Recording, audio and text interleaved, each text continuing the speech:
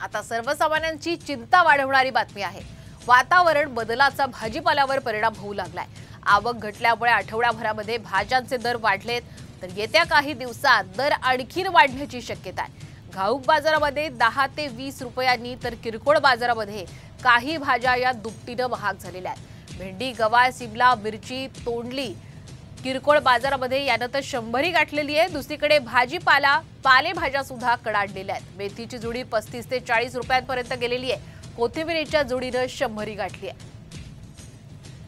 तर आपण ग्राफिक्सच्या माध्यमातून पाहूयात। भेंडीचा पूर्वीचा दर 80 रुपये, तर आताचा दर 100 रुपये। फरसबी पूर्वीचा दर 100, तर आता 120 ला मिळते।